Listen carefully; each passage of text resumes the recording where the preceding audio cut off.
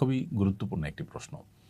আমাদের সমাজে বিশেষ করে গ্রামে এরকম অনেক লোক আছেন যাদের প্রচুর পরিমাণ ক্ষেত খামার, প্রচুর পরিমাণ ক্ষেতের জমি বা বিভিন্ন রকমের ল্যান্ড আছে, বিভিন্ন রকমের স্থায়ী অ্যাসেট আছে কিন্তু তার কাছে ক্যাশ টাকা নেই। তাহলে তার হজ ফরজ হবে কিনা? এর উত্তর হলো আ যে সমস্ত জমিজমা বা যে সমস্ত ল্যান্ড বা স্থায়ী সম্পদের উপর তিনি নির্ভরশীল, যেমন জমির ফসল ওঠে সেটা দিয়ে তার বছর চলে, অথবা তার ফ্ল্যাট আছে সেটা দিয়ে তিনি ভাড়া পান, সেটা দিয়ে তার সংসার চলতে হয়।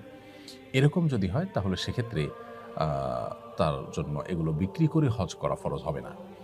কিন্তু যদি এই পরিমাণ জমি থাকে যে তার বছর চলার পরও অতিরিক্ত আরো আছে বা যেটার উপরে তার আ সংসার চলাটা নির্ভরশীল না, এরকম অতিরিক্ত জমিজমা বা অতিরিক্ত অ্যাসেট যদি থাকে, তাহলে সেগুলো বিক্রি করে হজ করার মতো আ অর্থ যদি পাওয়া যায়, তাহলে অবশ্যই তার উপর হজ ফরজ হয়ে যাবে।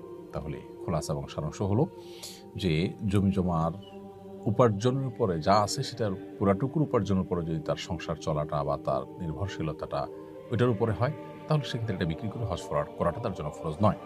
কিন্তু যদি এর বাইরে অতিরিক্ত থাকে, যেগুলো আসলে তার যেগুলোর উপার্জন বা যেগুলোর আয় বা যেগুলোর ফসল এটার উপরে তার সংসার নির্ভর করে না বা তিনি নির্ভরশীল নন, অর্থাৎ অতিরিক্ত আছে, তাহলে সেগুলো বিক্রি করে হজ করার মতো টাকা যদি পাওয়া যায় তাহলে অবশ্যই তাকে সেগুলো বিক্রি করে হজ করতে হবে।